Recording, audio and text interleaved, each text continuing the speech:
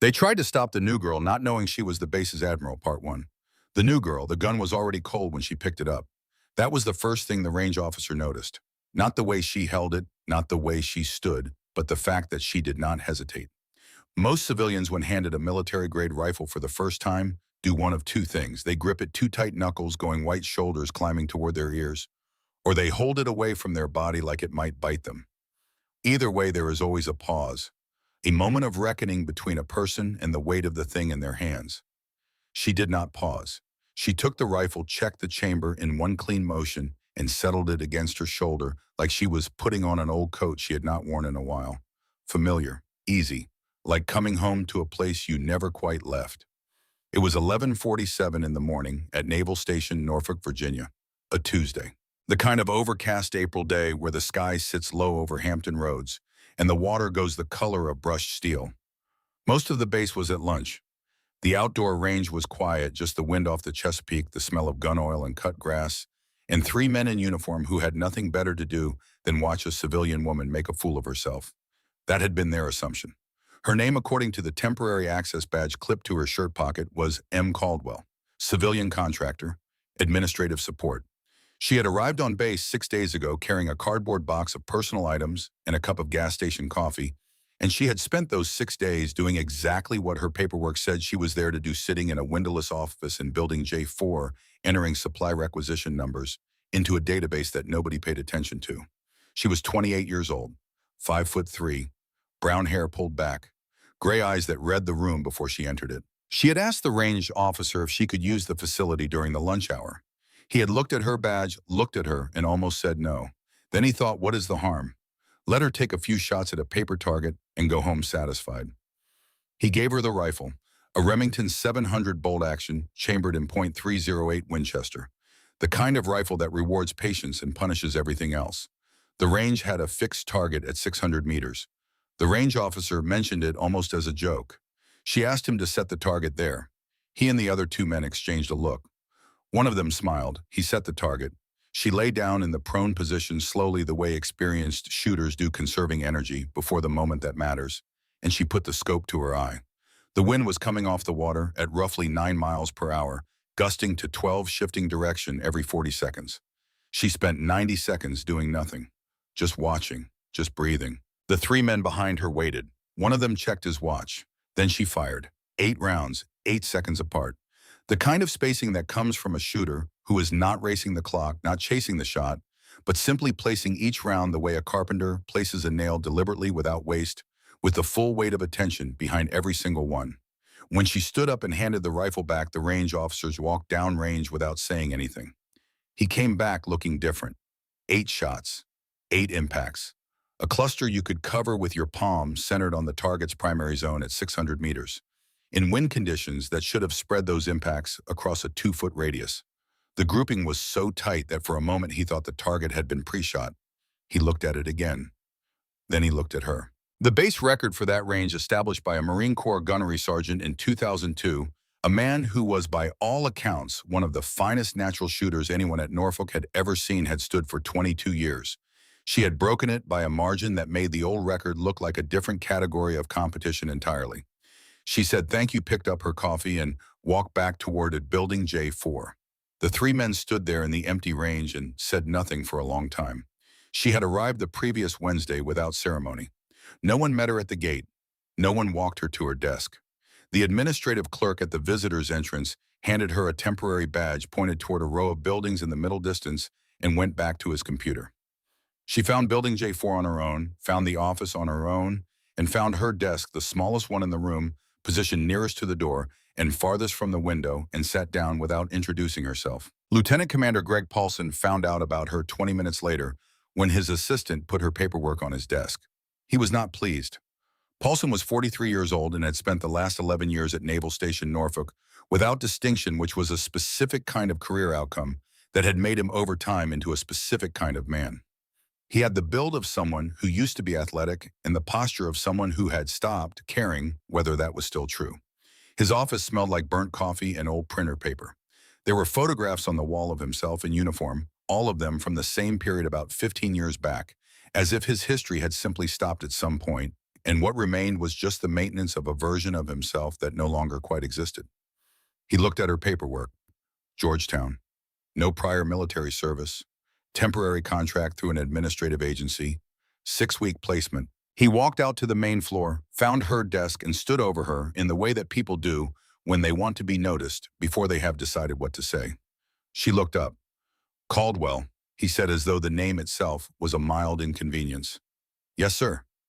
You ever worked on a military installation before? No, sir. Any kind of government office? No, sir.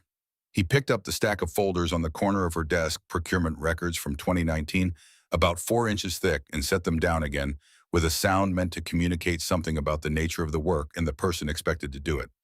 These need to be entered by end of week. Cross-reference the contract numbers with the database in the shared drive. Any questions, ask Sandra at the front desk. He paused. Not me. Understood. He walked back to his office. Through the glass partition, 2 other officers watched the exchange with the detached interest of people who had seen this before and found it reliably entertaining. She turned back to the stack of folders and opened the first one. What Paulson did not notice because he had stopped looking was the way her eyes moved when she worked. She was not simply entering numbers. She was reading. Not slowly, not page by page the way a person reads when they are unfamiliar with a document structure, but the way someone reads when they already know what they are looking for and are checking to see if it is there. Contract numbers, vendor names, dates, dollar amounts. She entered everything correctly. She was fast and accurate and made no errors. And as she worked, something was beginning to take shape in the back of her mind. Not a conclusion, not yet. More like the feeling you get when you are looking at a piece of ground and something about it is slightly wrong. The terrain does not quite match the map. The shadows fall at the wrong angle. Nothing you can point to directly. But the feeling does not go away. She kept working. On Friday evening after the building had emptied, she stayed at her desk for an extra 40 minutes. She was not entering data. She photographed 14 pages from the 2019 logistics files with her phone, not everything, just the specific contracts that had caught her attention across the week. Vendor accounts that appeared in every quarterly cycle. Payment amounts that never varied, never fluctuated with material costs or fuel prices or labor rates, the way real vendor payments always do. Contracts that were signed, processed, and filed without the customary review notation that should have appeared on anything over a certain dollar threshold. Individually, none of it was conclusive. Together, it was a pattern, subtle, disciplined, and carefully maintained over a period of years. Someone had worked hard to make it invisible. They had almost succeeded. She put her phone in her pocket, shut down her workstation, and walked out of Building J4 into the cool April evening. The base was quieter at this hour. Distant traffic from I-64, the low bass note of a ship's horn from somewhere in the harbor.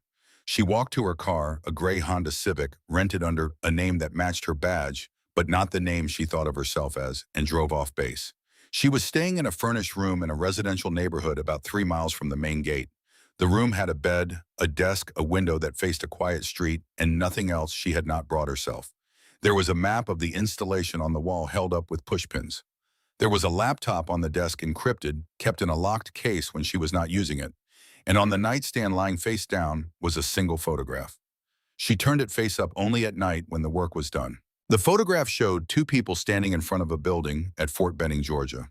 The year was 2008. One of them was a man in his early 60s, tall, straight-backed, with the kind of stillness in his face that comes from spending a life making difficult decisions and not apologizing for any of them. Fleet Admiral James Caldwell. Most people who knew him called him Iron Jim, and not ironically. He had earned the name in a series of circumstances that were classified, or should have been, and which had left him with a particular kind of quiet authority that people felt before they could explain it. The other person in the photograph was a girl of 12, squinting against the afternoon sun, holding a rifle that was almost as tall as she was. She was grinning. Maya set the phone photos on her laptop and began comparing them against the previous year's records she had requested through official channels earlier in the week, a routine procurement review, the kind of thing a new administrative contractor might plausibly ask for. The comparison took her about 2 hours. When she was finished, she sat back and looked at the ceiling. Triton Logistics Solutions, registered in Delaware 2019. Billing address in Northern Virginia. No physical office on record. No employee roster accessible through standard commercial databases.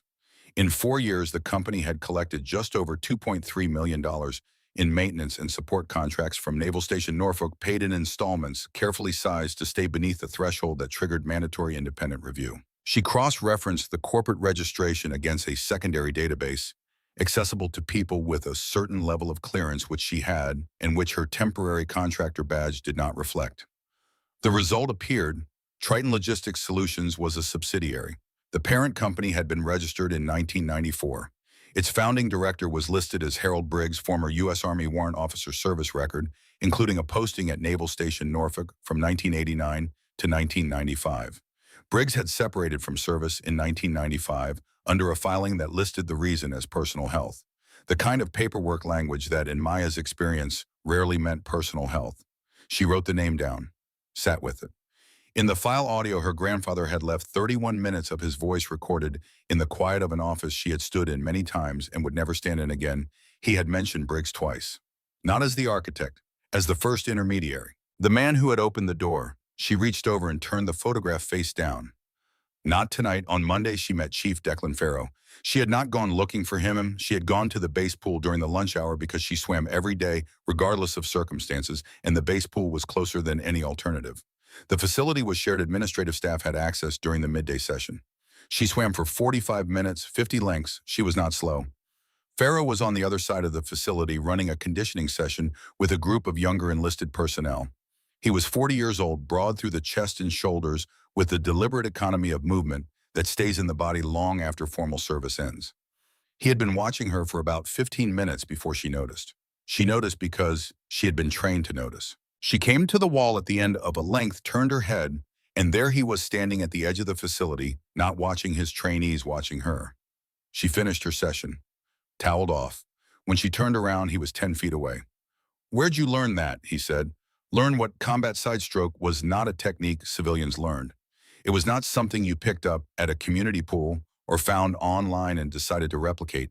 It was a specific trained method developed for military application, efficient, low profile, designed to minimize visible movement on the surface of the water. It was what SEAL candidates were taught at basic underwater demolition. It was what his trainees were working toward, and most of them had not mastered yet. She had been doing it like she was barely thinking about it. "Right," he said. "I should get back." "You're in J4, he said. It was not a question. "Administrative." "That's right." He nodded slowly. The way people nod when they are not agreeing but have decided not to argue the point yet. Declan Farrow. "Maya." She walked away. He watched her go with the expression of a man recalculating something he thought he had already figured out. On Tuesday evening, she drove to the far end of the base's outer perimeter road and parked next to a chain-link fence overlooking a maintenance lot. At 9 o'clock, a pickup truck, old American, unremarkable, pulled up beside her and stopped with the engine running. The man inside was 52 years old and looked older. His name was Marcus Webb, and he had served for 26 years as a Navy Special Operations Senior Chief before retiring quietly in 2014. He had the face of a man who had seen things he could not put down and had stopped trying to. His hands rested on the steering wheel and did not move. Maya got out of her car and stood beside his window. Neither of them looked at the other directly. "They notice you yet," he said. "Hargrove looked at me," she said. "Last Thursday during his floor walkthrough. He did not react, but he looked twice." Webb was quiet for a moment. The wind moved through the chain link. Somewhere in the maintenance lot, a security light flickered. "He will run your badge name against the roster," Webb said. "When he does, it will come back clean. The agency paperwork is solid, but Hargrove is not a stupid man. He will feel something." "How long do I have?" 3 weeks at most before your formal appointment paperwork starts moving through official channels. When it does, someone in personnel will connect it." She looked at the water in the distance. "I found Triton Logistics. It goes back to Briggs." Webb closed his eyes briefly, then opened them. "James found Briggs too, 2 months before he died."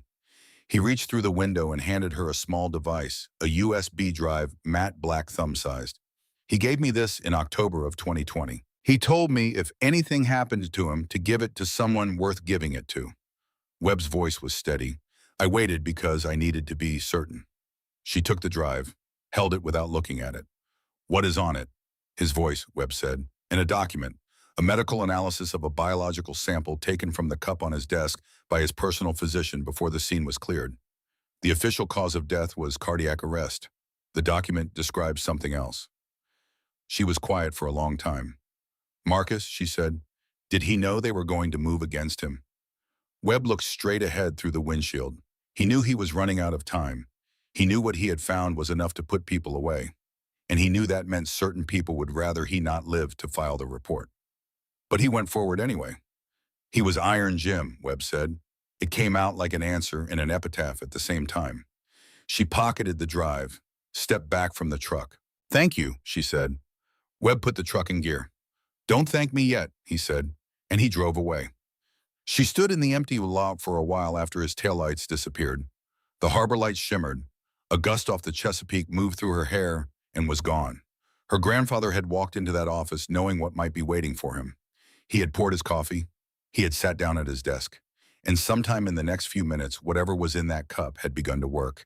And Iron Jim, who had survived Grenada and Panama and the desert of Kuwait and 30 years of decisions that would have broken most men, had died alone in a room full of his own history.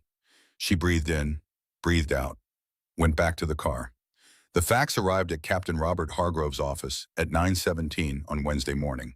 His administrative assistant brought it in without comment and set it on the corner of his desk. Hargrove was on the phone and did not look up immediately. He finished the call, reached for the fax, the way you reach for things you do not expect to matter, and read the first line. He read it again. Then he put the page flat on the desk and looked at it for a long time without touching it. The letterhead was from the Office of the Secretary of the Navy. The language was formal and precise. It outlined the forthcoming change of command procedure for Naval Station Norfolk, effective in approximately 14 days. It named the incoming commanding officer, Rear Admiral Maya J. Caldwell, 28 years old, the youngest flag officer in U.S. Navy history, granddaughter of Fleet Admiral James Caldwell, graduate of the Naval Academy class of 2018, prior postings at Pearl Harbor and Pensacola, decorated twice for operational excellence. He stood up and walked to the window. Below, across the main parade ground, a small figure in khaki civilian clothes was walking toward Building J4 with a cup of coffee in her left hand. She walked with her right hand free. She scanned the open space ahead of her in a single, slow pass that took in everything and revealed nothing. He had seen that walk before. It was the walk of a person who was always on some level assessing ground. He watched her until she disappeared through the door of J4. Then he turned from the window, picked up his desk phone, and dialed a number he had memorized years ago and never stored anywhere. It rang twice. "We have a problem," he said. His voice was controlled, careful. The voice of a man who had learned over many years and at considerable cost never to let what he was feeling enter what he was saying. "James Caldwell's granddaughter has been sitting in Building J4 for 8 days. He paused. "She arrived before the appointment paperwork. She is here as a civilian contractor." Another pause, longer. "She is the incoming commanding officer of this installation." The voice on the other end said nothing for 3 full seconds. Then, "Does she know what she is looking at?" Hargrove looked at the fax on his desk, at the name printed in clean official type at the center of the page. He thought about the way she had walked across the parade ground with her right hand free. "I do not know what she knows," he said, "but she is James Caldwell's granddaughter, and she has been sitting in that office for 8 days. He let that sentence sit. "That means," he said quietly, "she knows enough." He hung up the phone, folded the fax once precisely along the center line, placed it in his inside jacket pocket, and stood at the window for a long time looking at the door through which she had disappeared. Down the hall in Building J4, at the smallest desk in the room nearest to the door and farthest from the window, the woman he was thinking about had already sat down. Her coffee opened the filing cabinet beside her workstation and pulled out the next folder in a sequence she had identified 4 days ago. She was not thinking about Hargrove. She was thinking about the drive in her pocket, about a voice she would hear tonight for the first time in 3 years, about a cup of coffee that had been full and warm and untouched when they found him, about a 12-year-old girl standing in the Georgia sun outside Fort Benning, grinning, holding a rifle almost as tall as she was, about what that girl had been told in a quiet voice that allowed no argument. Patience is not waiting. Patience is choosing your moment. And the difference between those two things is everything. She opened the folder. She began to read. Part 2, Iron Jim's Ghost. She listened to his voice for the first time at 11 minutes past midnight. The room was dark except for the laptop screen. She had drawn the curtains and turned off the overhead light and sat cross-legged on the bed with the laptop in front of her and the USB drive inserted in the port on the left side. The audio file was labeled with a date, October 14th, 2020. 18 days before his death. She pressed play. There was a brief silence. The ambient sound of an office, the low hum of a building's ventilation system, the faint creak of a leather chair, the distant sound of wind against a window she recognized. She had sat across from that window many times. She knew the sound it made in autumn when the wind came off the harbor and the old buildings settled around it. Then his voice. It was exactly as she remembered it. Unhurried, precise. The voice of a man who had spent 60 years saying things that mattered and had learned somewhere along the way to say nothing else. If you are hearing this, he said, then I did not finish what I started. And I apologize for that. Not for starting it, for not finishing. She did not move. There is money leaving this installation through channels that have been carefully constructed to look like nothing. Maintenance contracts, support services, vendor relationships that on the surface are entirely routine. The amounts are modest. The intervals are regular. The paperwork is clean. I know because I went looking for the paperwork and I found it and it was too clean. Real logistics records are messy. They carry the fingerprints of real work corrections, disputes, adjustments.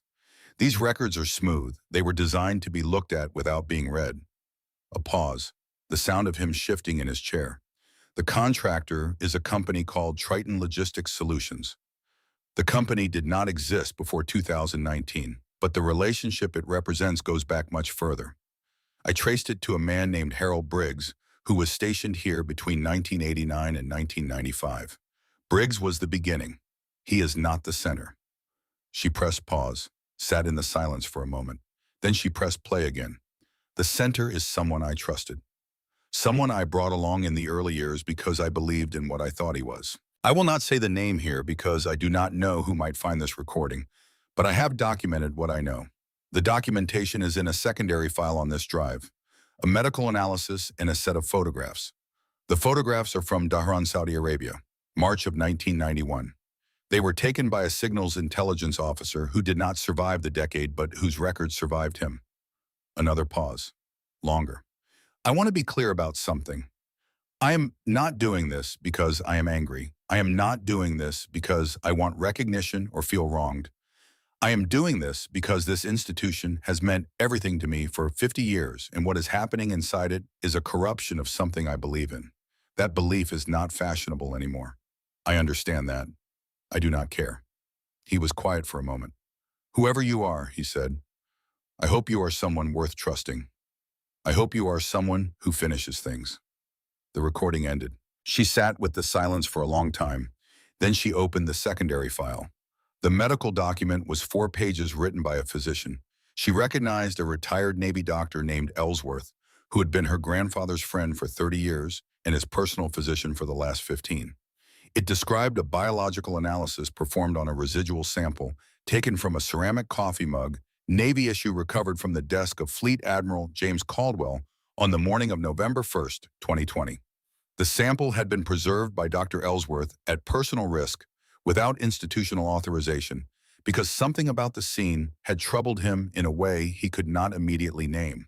What the analysis found was digoxin, a cardiac glycoside, used in carefully controlled doses to treat certain heart conditions.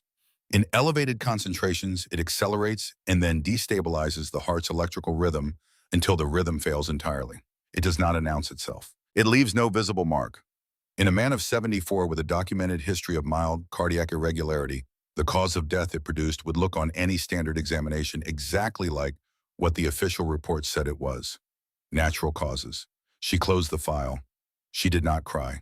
She had done that once 3 years ago in a hotel room in Pearl Harbor, the night after the funeral, and she had allowed herself that one time and then put it away.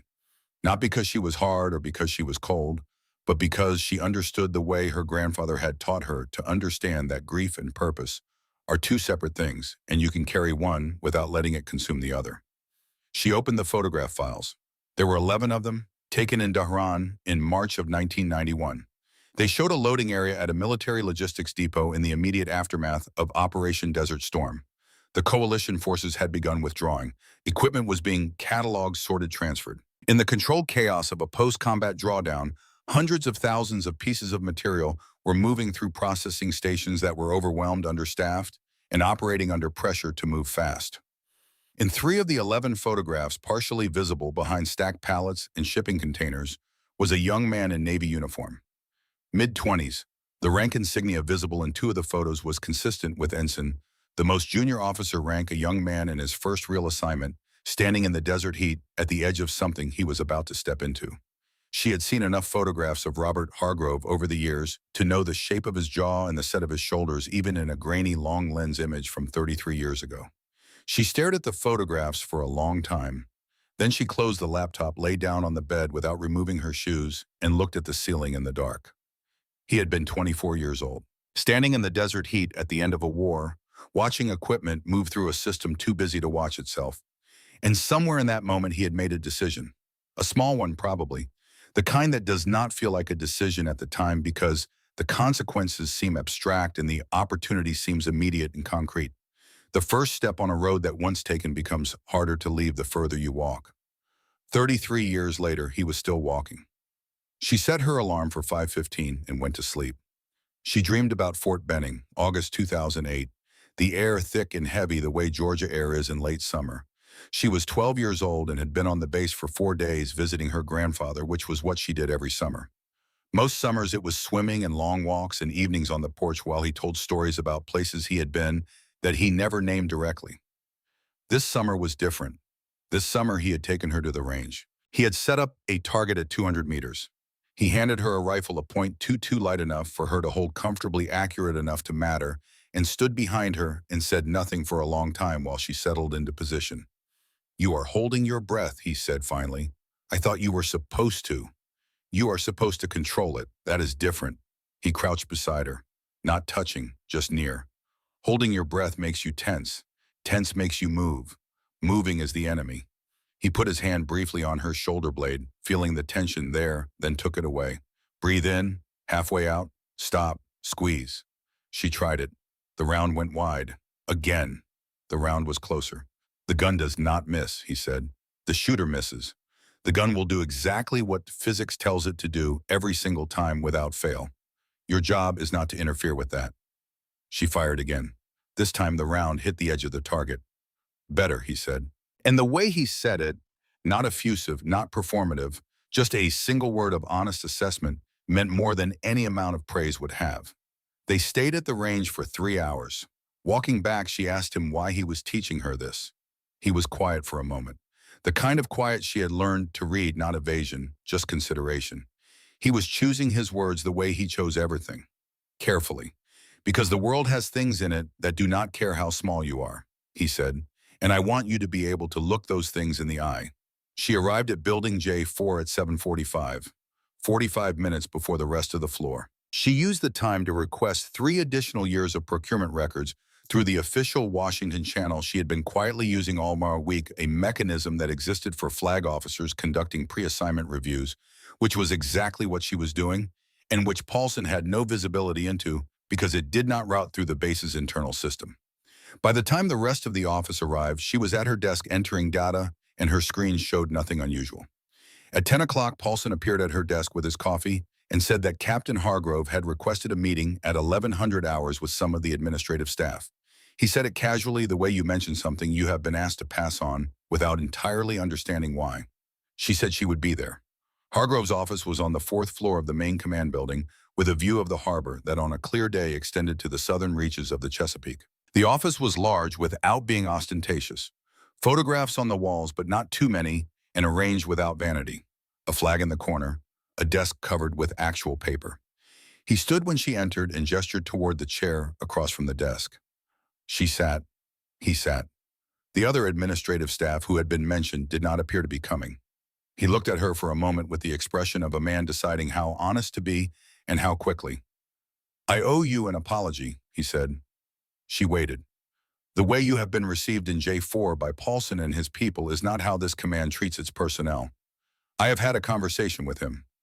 It will not continue." "I appreciate that, sir. You are doing good work down there. I like to know who I have on this installation, even the temporary staff." He paused. "I understand you are settling in. If there are resources you need to do your work, access materials, anything, my door is open." Another pause. "Within the scope of your assignment, of course. Some of our record systems have sensitivity classifications that routine administrative access does not cover. I would hate for you to run into a wall that I could have helped you around. There it was, said with warmth, said with what looked from the outside like genuine helpfulness.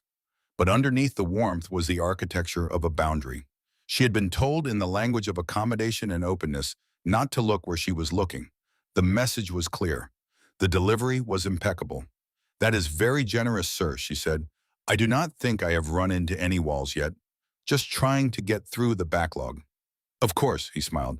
I understand you spent some time at the range last week. I did. I hope that was all right. Absolutely. You are welcome to use the facilities. He tilted his head slightly. You shoot well, I hear. I had a good teacher. He looked at her. Something moved behind his eyes, brief, controlled, gone. Anyone I would know, she met his gaze evenly. My grandfather, she said. He was in the Navy. The pause that followed lasted less than 2 seconds. But it was there. Good for him, Hargrove said. She stood, which surprised him slightly. He had expected the meeting to continue, had more ground to cover carefully. She had taken that from him. Thank you for your time, sir, she said. He stood because protocol required it. They shook hands. His grip was firm and practiced. She matched it and let go first. Walking back down the stairs, she counted what she had learned. He knew who she was. The meeting had been his attempt to take a reading to see how much she showed, how much she knew, whether she could be managed. She had given him the minimum amount of information required to seem like someone with nothing to hide. The question now was whether he believed her. She doubted it. Farrow was waiting outside J4 when she returned. Not visibly waiting, just present, standing with the casual uprightness of a man who is always technically at ease and never actually relaxed. He fell into step beside her as she approached the door. You went to see Hargrove, he said. He invited me. How did it go? Like a conversation with a man who is very good at conversations.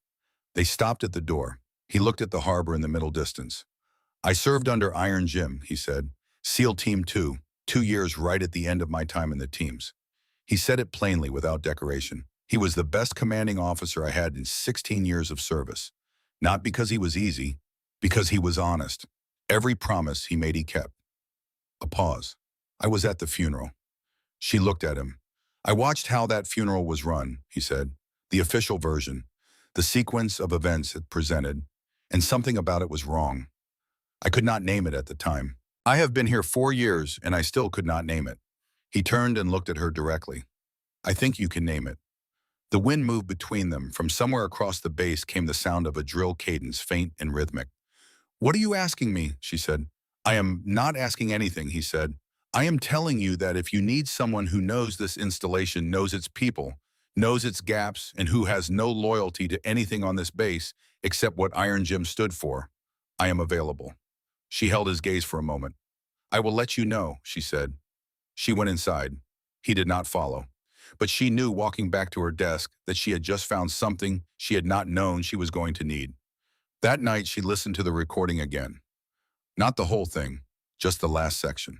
The part where his voice shifted almost imperceptibly, just a fraction of a degree in the timbre of it, from the methodical register of a man making an official statement to something older and quieter.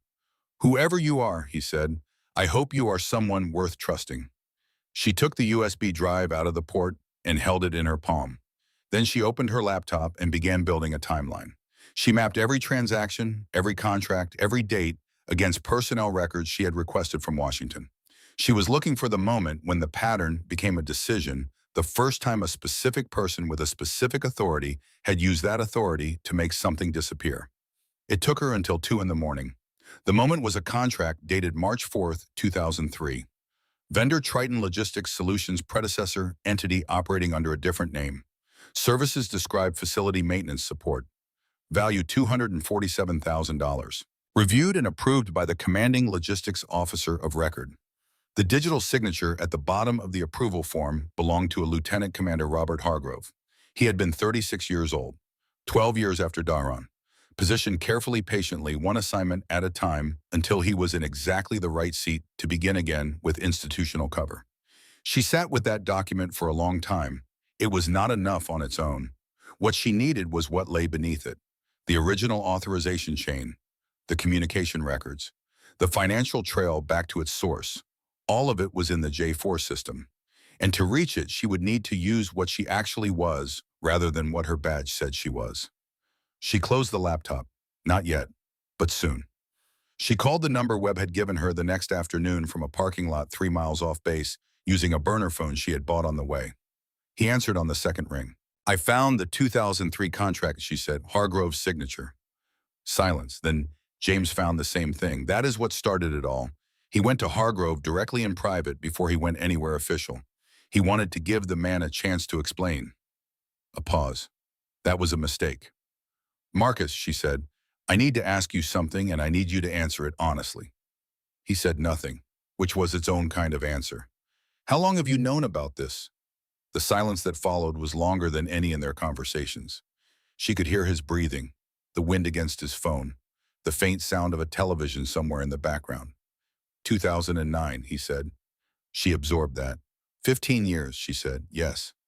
You knew for 15 years. You knew when my grandfather started looking. You knew when he died."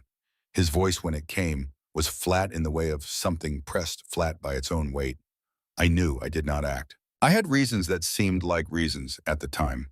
Hargrove had documentation on a disciplinary matter from my service record, something that would have cost me my pension. I had a family. I told myself a lot of things." He stopped. Started again. "James is dead. I know what that means. I have known what it means every day for 3 years." She looked through the windshield at the empty parking lot. "You kept the drive," she said. "You waited. You gave it to me. It was the only thing I could still do." "Then do the rest," she said. "When the time comes, when I ask you, be ready to say what you know to the people who need to hear it." He was quiet for a moment. "Yes," he said. The word was simple and it cost him something. She could tell. She hung up, sat in the car for a while. Iron Jim had spent 50 years building something, not a rank, not a record, but a standard of conduct that the people around him could orient by. And the people who were supposed to protect that standard had one by one chosen not to. Not out of malice, most of them. Out of the quieter and more ordinary failure of people who know what is right and choose for reasons that feel sufficient at the time to look the other way. She understood it. She did not excuse it. She started the car and drove back to base. The photograph was on her pillow when she got home that night. She had been gone for 6 hours. The door had been locked. There was no sign of forced entry in any of the places she checked, which she checked systematically before touching anything moving through the room with the careful attention of someone trained to read a space for what is not right. What was not right was the photograph. It was the one she kept face down on the nightstand. Her grandfather and herself, Fort Benning, 2008. 12 years old, squinting into the sun, grinning. Someone had placed it face up on her pillow. Across her grandfather's face in red marker, someone had drawn a single line. Not crossed. One line. Diagonal. The kind of mark you make on a list when something is done. She stood and looked at it for a long moment.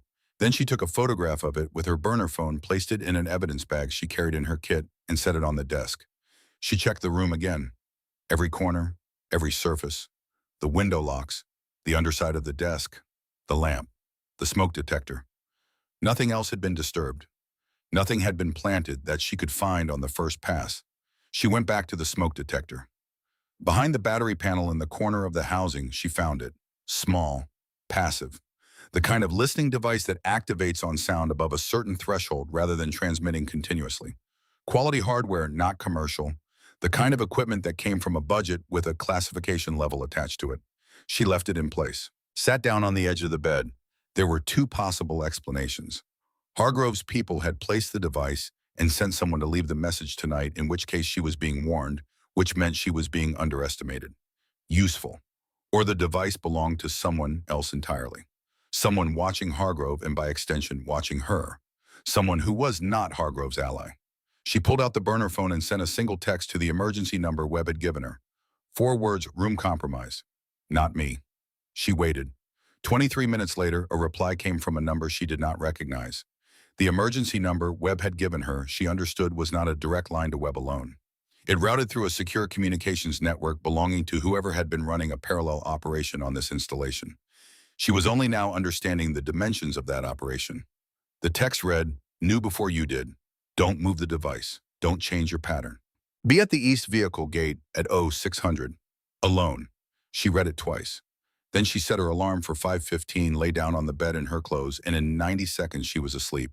the kind of sleep that comes to people who have learned at some cost to rest completely in the small windows available to them because the work is long and the windows are not. Outside, the wind moved off the harbor across the rooftops of Naval Station Norfolk. 60,000 personnel, 100 ships, and somewhere in the middle of it all, a corridor of silence that a dead man had tried to break open and that his granddaughter was now walking through one careful step at a time.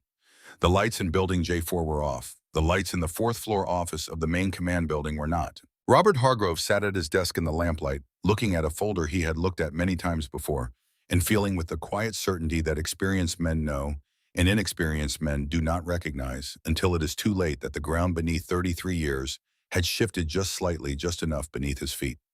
He closed the folder. He did not sleep. Part 3, the Admiral rises. She was awake before the alarm. 4:58 in the morning, the room was dark and still, and the listening device in the smoke detector was there silent, waiting for sound above a certain threshold. She gave it none. She dressed without turning on the light, having laid her clothes out the night before by feel so she would not need to. She made coffee in the small kitchen, standing at the window and drinking it while looking out at the quiet street below. A dog walker in the distance. A garbage truck 2 blocks over its amber light, turning slow circles in the gray pre-dawn. The ordinary texture of a world that did not know and did not need to know what was happening 3 miles away inside the fence line of the largest naval installation in America. She thought about what her grandfather had said in the recording. The part she had not played again after the first night, the part she held in memory instead, because some things are better carried there than replicated. I am doing this because this institution has meant everything to me for 50 years. She finished the coffee, rinsed the cup, walked out into the morning. The east vehicle gate was a secondary access point used primarily by maintenance contractors. At 6 in the morning, it was staffed by a single sentry and saw minimal traffic. She arrived at 5:58 and stood near the guard booth without approaching it. At 6:01, a vehicle pulled up from inside the perimeter. A government-issue sedan, dark blue. The window came down. Commander Diana Sloan looked at her with the expression of a person who has been patient for a long time and is not quite finished being patient yet. "Get in," she said. Maya got in. Sloan drove without speaking for 2 minutes, moving through the base's internal road network toward the waterfront maintenance area where the large equipment hangars blocked sightlines from most of the installation. She stopped in the shadow of a hangar and cut the engine. Then she turned in her seat and looked at Maya directly. "Defense Intelligence Agency," she said. "I have been embedded at this installation for 5 years. My cover is Naval Intelligence Liaison, which gives me broad access and a plausible reason for knowing things I should not. I report to a directorate that has been building a case against Robert Hargrove since 2019. She paused. "We knew your grandfather had started his own investigation. We were not able to protect him. That is a failure I carry personally." Maya looked at her. The morning light was thin and flat, coming in low off the water. "The device in my room," Maya said, "ours, placed for your protection, not surveillance. We needed to know if Hargrove's people made direct contact with you." Sloan reached into the back seat and retrieved a leather document case. "The photograph on your pillow was not us. That was Hargrove's network. Someone on the perimeter doing what people on the perimeter of operations like his do when they feel the walls moving. They make noise to see what happens. The text last night came through Webb's emergency number. Yes, Webb gave you that number knowing it connected to something larger than himself. He had been in contact with my office for 8 months before you arrived. He could not bring himself to act alone, but he could hold the door open for someone who could." Sloan set the document case on the console between them. "This is what 5 years looks like." Maya opened it. The first section was financial. Not the surface-level records she had found in J4, but the full architecture beneath them. Shell companies transfer accounts, correspondent banking relationships traced across 4 countries. The money moving in careful patient increments through layers designed to be impenetrable, without the kind of sustained, resourced attention that only a federal intelligence directorate could apply. The total was not 2.3 million.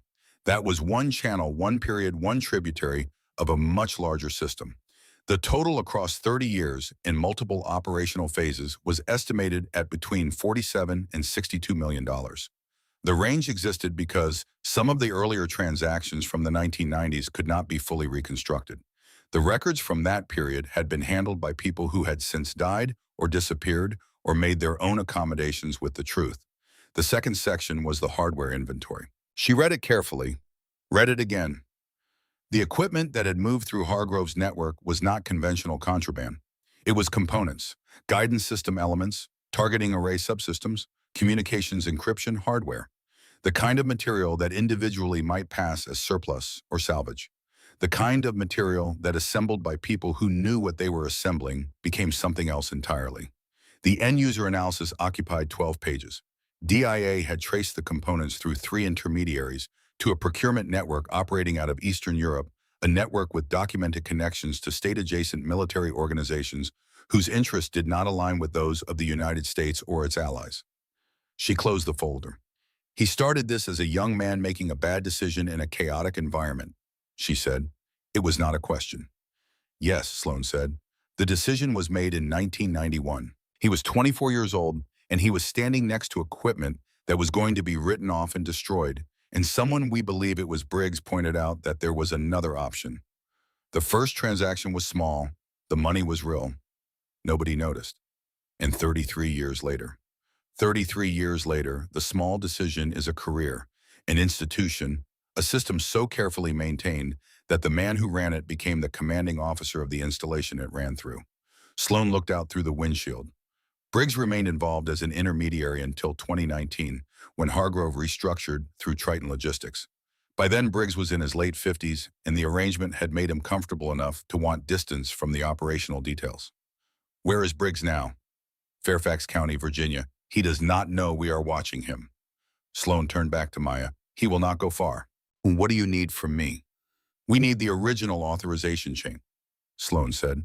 Below the 2003 contract in the J4 system, buried under 7 levels of archival classification, is the full documentation communication records, the original approval chain, the financial linkage to the predecessor accounts from the 1990s. That documentation is accessible only through Admiral level clearance. Your clearance, which is active. The file encryption, Maya said. What is the key structure? A hash derived from Hargrove's own military ID number, Sloan said. We have had his complete service record for 5 years. We can give you the hash pre-computed. Your Admiral clearance provides the decryption authority. The hash provides the specific key. Neither works without the other.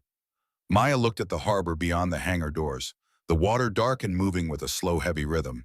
He structured it that way deliberately, she said. He never thought an admiral would come looking. He never thought the next admiral would be Iron Jim's granddaughter, Sloan said. Hargrove has a quarterly financial review with the external audit liaison today, Maya said. I saw it on the command calendar last week. 900 hours, 90 minutes minimum. He will not leave that room without creating a record of the interruption. 90 minutes, Maya said. It is enough. She reached over and picked up the document case, closed it, handed it back. I will need 15 minutes to prepare, she said. You have until 8:45. Maya opened the car door and stepped out into the morning air. She stopped one hand on the roof of the vehicle and looked at Sloan through the open window. You said protecting my grandfather was a failure you carry personally, she said. Sloan looked back at her without looking away. Yes, she said. Then let us finish it, Maya said.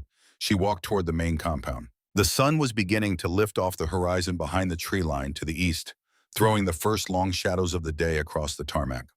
Her shadow moved ahead of her, long and precise, and pointed directly where she was going. She did not go back to J4 first. She went to the small locker she had been assigned in the administrative support area on her first day. Inside it, beneath a spare cardigan she had kept there and never worn, was a sealed document envelope she had placed there on her 3rd day on the installation. She had not opened it since. She opened it now. Inside was a common access card in her real name, her real rank, her real clearance level. She held it for a moment. It was the same size and shape as the contractor badge she had been wearing all week. It weighed the same. It looked nearly identical to anyone who glanced at it. The difference was what it said and what that meant in every system on this installation. She clipped it to her shirt. Then she went to find Pharaoh. He was at the training facility running early conditioning with 3 candidates. She stood in the doorway. He saw her immediately. He had the quality common to people who have spent years in high-threat environments of always knowing where every person in a room was without appearing to look. He said something to the candidates, handed the session to the assistant instructor, and walked over. He looked at the badge on her shirt. He looked at her face. He said nothing for a moment. 8:45, she said quietly. J4, I need you inside the building. What is my role? Stand between me and the door and look like what you are. The corner of his mouth moved. The expression of a man who has been waiting for a particular kind of moment and recognizes it when it arrives. I will be there, he said. She also found Tasha Monroe making her rounds near the administration building. Monroe was 27 years old and had spent 14 months on this installation in a master-at-arms uniform that was not her actual identity. She had done her work quietly and without complaint, and she deserved, Maya thought, the chance to see it through to its conclusion. East corridor of J4, Maya told her. No one enters or exits the building during the window without my authorization. Monroe's expression did not change, but something in her bearing shifted the particular straightening of a person who has been holding a position for a long time and has just been told the objective is in sight. Yes, ma'am, she said, and for the first time the man was not cover. It was the genuine article. At 8:43, Maya walked into Building J4, not with her head down, not with a cardboard box and a cup of gas station coffee and the careful invisibility she had maintained for 9 days. She walked in the way she had been trained to walk into a room, shoulders back, pace measured, eyes forward, the full weight of her presence announced before she said a word. Farrow was 2 steps behind her. Monroe had positioned herself at the quarter junction outside. The office floor was at partial capacity, a few early arrivals at their desks, someone at the printer. Every head turned. She went to her desk, sat down, inserted her CAC card into the workstation's reader. The system recognized it in 2 seconds. The screen changed. The access tier that appeared was not the standard contractor interface she had been using all week. It was the command-level interface, the interface that opened the system the way a master key opens a building. Not one room, all of them. She opened the logistics archive, navigated past the surface records, past the mid-level classification layers, down through the archival structure to the 7th level, which was labeled with a date stamp from 2003, and a document classification that should not have existed in a logistics archive. It existed because someone had needed to put it somewhere that looked innocuous and had believed that deep enough was invisible enough. She found the file NSN-2003-4471-B. She entered the hash Sloan had provided. The decryption took 40 seconds. The file opened. What was inside was everything. The original authorization chain from 1994 forward. The predecessor company records. The communication logs between Hargrove and Briggs dating to 1992. The financial linkage documents. The approval signatures across every phase. 30 years of a system that had been built carefully, maintained patiently, and protected by the assumption that no one with the authority to find it would ever think to look. She began transferring the files to the secure DIA server address Sloan had given her. The transfer would take 6 minutes. She was 3 minutes into it when she heard the door. Paulson came in first. He was carrying his coffee and his usual expression of mild disdain, talking to someone behind him, and he got 3 steps into the room before he registered what was different. He stopped. His eyes went to the workstation, to the screen, to the access tier displayed on it, to the badge on her shirt. The sequence took about 2 seconds, and at the end of it, the coffee cup tilted in his hand, and some of it went on the floor. He did not say anything. "Sit down, Commander," she said without looking up from the screen. "Do not touch your phone." He sat down. The coffee cup went on the nearest surface. His hands went into his lap. She watched the transfer progress. Then she heard someone else come in behind her, heard the small sound of the room adjusting to a new presence, and heard the door close. She knew before she turned around. Robert Hargrove stood in the center of the room. He was in full uniform. His face was composed in the particular way of a man who has spent decades composing his face and no longer has to work at it. He looked at the screen. He looked at the badge on her shirt. He looked at Farrow standing near the door. He took all of it in with the calm of someone who has already performed in the seconds between seeing and arriving the internal calculation of where he stands. He pulled a chair from the nearest empty desk and sat down across from her. He did not attempt to reach the workstation. And in that single fact, the stillness of a man who understood with the clarity that only comes at the end of a very long road that the geometry of the room had already been decided, Maya understood something about him that 5 years of DIA investigation had not captured. He was not going to fight the transfer, not because he could not. The network cable was within reach. He was a physically capable man, and there were other ways to disrupt a file transfer that did not require getting past Farrow. He knew them. He had chosen not to use them. She kept her eyes on the screen and spoke without looking at him. "You already knew this was coming," she said. "Not today specifically, but you have known for 3 years that it was coming eventually." "Since Ellsworth died," he said. She looked up. Your grandfather's physician, he said. Dr. Ellsworth passed 14 months ago. Natural causes genuinely. When he died, I knew the sample he had taken was somewhere. I knew someone eventually would find it. He paused. I could have had it destroyed. I chose not to. She looked at him directly for the first time since he had entered the room. Why not? Because by then I had been living with what happened to James for 2 years, he said.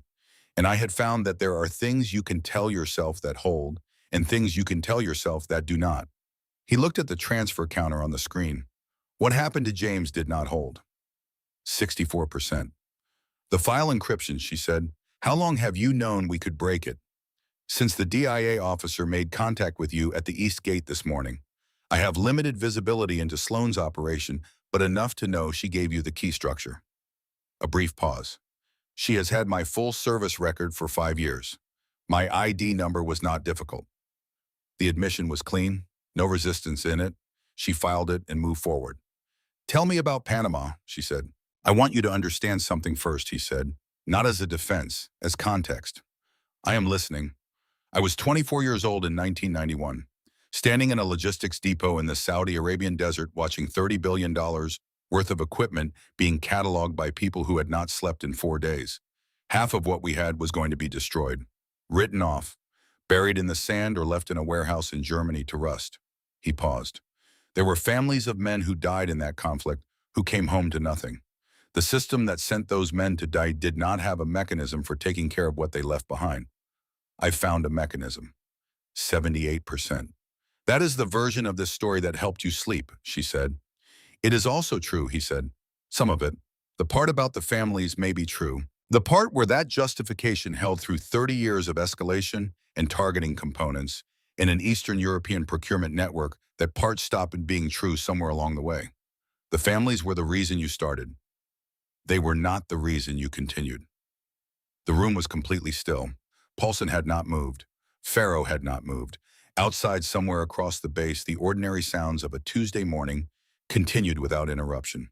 A drill cadence in the distance, a truck engine, the sound of work being done by people who did not know that the ground beneath a 33-year operation was giving way in a windowless office in Building J4. Your grandfather came to me, Hargrove said, before he went to anyone else. He gave me the chance to stop. I told him the same things I am telling you. And he told me there was no version of the truth that made what I had done acceptable. He told me he was going to report it.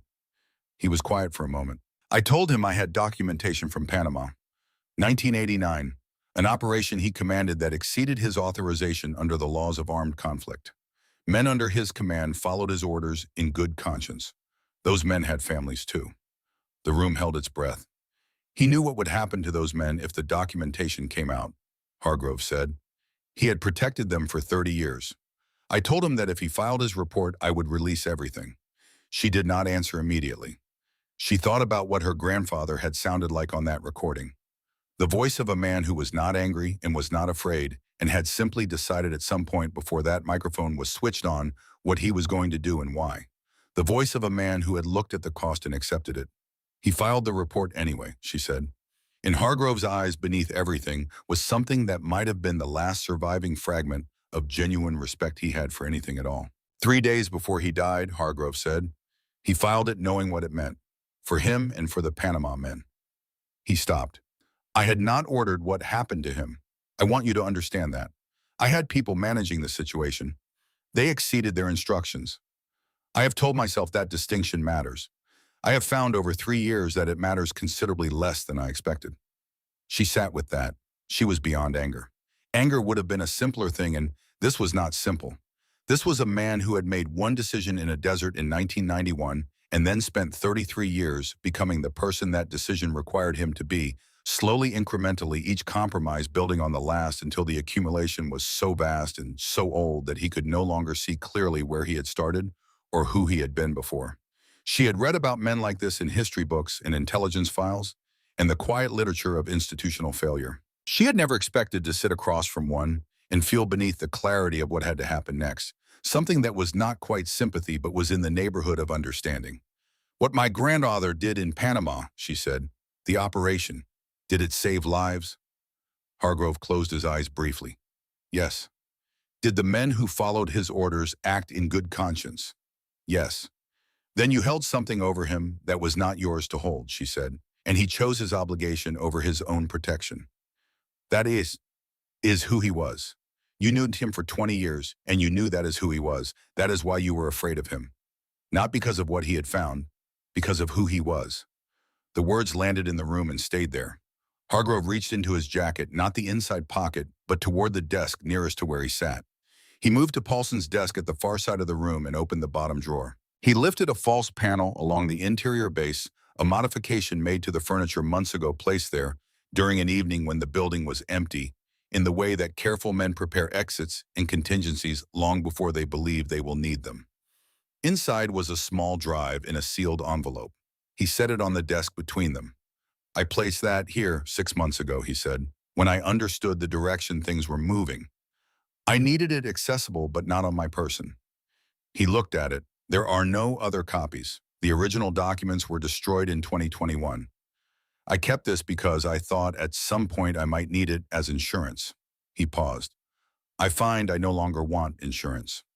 She picked up the drive, held it. The men from Panama, she said, protected to the extent I could protect them within the documentation, he said. What they did under orders they had reason to believe were legitimate. 97%. There is something else, he said. She waited. I am sorry, he said. It came out of a different place than the rest of what he had said. Not the controlled, managed register of a man who has been maintaining a careful surface for decades. Something older and quieter. For James. For what I allowed to happen to him. I know what that is worth to you. I am not offering it as a trade. I am offering it because it is true and because there are very few true things left that I can offer anyone. She looked at him for a long moment. Then the door opened. Commander Diana Sloan walked in with 2 agents from the Defense Intelligence Agency, both in civilian clothes. Sloan looked at Hargrove. Her voice was precise and without inflection. Captain Robert Hargrove, Defense Intelligence Agency. You are being placed under federal detention pursuant to charges including violations of Title 18 United States Code Section 554 smuggling goods from the United States and Section 1117 conspiracy. You will be transported to a secure facility pending formal arraignment. You have the right to counsel. 100%. Transfer complete. Hargrove stood. He did it slowly and with the full straight posture of someone who had worn a uniform for 33 years and was not going to abandon the physical discipline of it in this room. He straightened his jacket. He looked at Maya. He would have been proud of you, he said. She did not answer. She was beyond the reach of what he could give her or take from her, and he knew it, and she watched the understanding of it move across his face like weather moving across open water. Sloane's people walked him out. The room was quiet. Paulson sat very still with his hands in his lap. Farrow stood near the door. Tasha Monroe came in from the corridor and stood for a moment in the center of the room. 14 months of careful, unglamorous, essential work completed in this unremarkable space. She looked at Maya with an expression that was professional and deeply, genuinely relieved in equal measure. Maya ejected the CAC card from the workstation. She picked up the drive Hargrove had left on the desk. She held it for a moment, the Panama documentation, the 30-year insurance policy that had cost her grandfather his silence and eventually his life. She put it in her pocket next to the USB drive that contained his voice. She stood up. Commander Paulson, she said. He looked up. His face was the face of a man who has been on a boat that has been sinking slowly for years and has understood in this exact moment what that sound under the waterline was. You are going to be asked to cooperate with a federal investigation, she said. If you cooperate fully and honestly, you will be given consideration for that cooperation. Is there anything you want to tell me right now before this goes any further? He opened his mouth, closed it. Then I knew there were files I was told not to touch. I did not know why I should have asked. Yes, she said, you should have. She picked up her bag and walked toward the door. Farrow fell into step beside her. In the corridor, she stopped. She stood in the hallway of Building J4 for a moment. The fluorescent lights, the industrial carpet, the bulletin board with its notices and schedules. She had walked this corridor 9 times as a woman no one looked at twice. She would not walk it that way again. Farrow stood beside her. 16 years, he said quietly. Team's instructor, billet, all of it. I never thought I would spend a Tuesday morning doing this. What did you think you would be doing? Honestly, he considered, something that mattered less. She walked toward the exit in the morning. Harold Briggs, the man who had opened the first door in a Saudi Arabian logistics depot in the spring of 1991, was taken into federal custody that same afternoon at a residential address in Fairfax County, Virginia. He was 61 years old. He did not resist. The agents who arrested him said he looked when he opened the door and saw them standing there like a man who had been expecting the knock for a very long time and had simply run out of reasons to be surprised by it. 3 days later at 900 hours in the main conference room of the command building at Naval Station Norfolk, Rear Admiral Maya J. Caldwell assumed command of the installation. The room held about 40 people, officers of the command staff, a small delegation from the Office of the Secretary of the Navy, two officials from the Defense Intelligence Agency present by invitation. Declan Farrow, standing at the left wall in the dress uniform he had kept in his locker for situations like this one, because he was a man who understood that some situations eventually arrive and it is better to be ready for them. Tasha Monroe, in her Master-at-Arms uniform, for the last time, she would be transferring out within the week. Her cover no longer necessary, her work here complete. Marcus Webb was not in the room. Maya had thought about asking him to come. She had decided against it, not because she did not want him there, but because she understood what it would cost him to stand in that room and receive the thing he had almost prevented from happening. His contribution to this outcome was real. It had come late. Both of those things were simultaneously true, and she had found no formula that resolved them into something simpler. She suspected he had not either. She suspected that was something they would carry at different weights for the rest of their lives. She had called him the night before from her real phone, not the burner.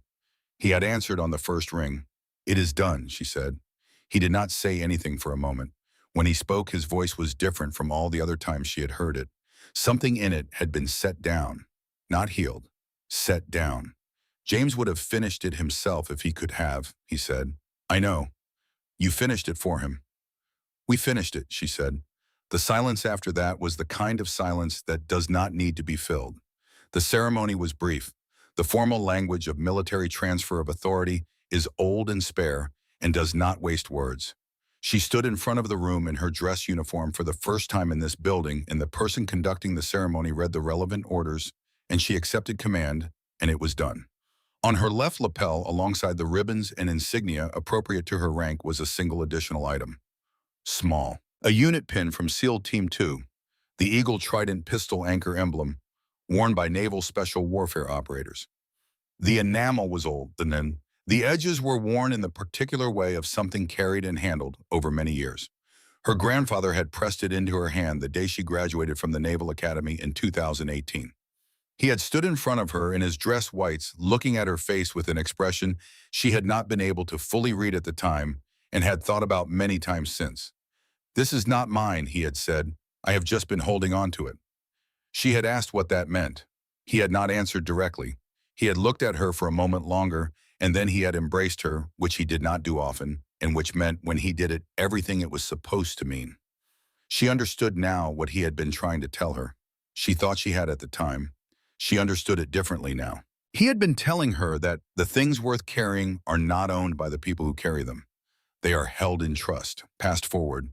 The carrying is the point, not the possession. The ceremony ended. People moved. Handshakes and brief, genuine words. The room sorted itself into the patterns that rooms sort themselves into after formal events. Farrow shook her hand near the door. He held it for a beat longer than the standard duration. "Iron Jim would have liked this," he said. He would not have said so. "No, Farrow agreed. He would have found something to criticize, and then he would have gone home and been proud of every detail." He released her hand. That was the same thing for men like him. She knew it was. That night she drove to the harbor, not the main waterfront with its ships and institutional presence. The stretch of shore south of the installation where the fence line gave way to public access, where the water moved under the open sky without anything framing it. She parked and walked to the water's edge and stood there. Hampton Roads in the dark is a specific kind of quiet. The water is wide and it moves with a deep, slow authority that does not care about the things happening on its shores. Across the water, the lights of the opposite bank. Above a sky that had begun to clear after weeks of low overcast and stars visible at the edges where the light from the base did not reach. She reached into her jacket pocket. She took out both drives. The one Webb had given her, her grandfather's voice, the photographs, the medical document, and the one Hargrove had left on Paulson's desk, the Panama documentation, the 30-year instrument of silence that had cost her grandfather everything, and which now belonged to a process larger than either of them. She held them both in her open palm. The Panama drive would be reviewed by the appropriate authorities. She had spoken with Sloan about it that afternoon. The men who had served in that operation, who had followed her grandfather's orders in good conscience, would be protected to the extent the law and the facts allowed. That was not a guarantee, but it was the best available truth, and her grandfather had known that when he filed his report, and he had filed it anyway. She put the Panama drive back in her pocket. It belonged to a process now, not to her. The other drive she held a moment longer. She thought about the voice on it, unhurried, precise, choosing its words the way it had always chosen everything. Speaking into a recorder in a quiet office on an October afternoon, with the window sound she recognized, making a record for someone it hoped would be worth trusting.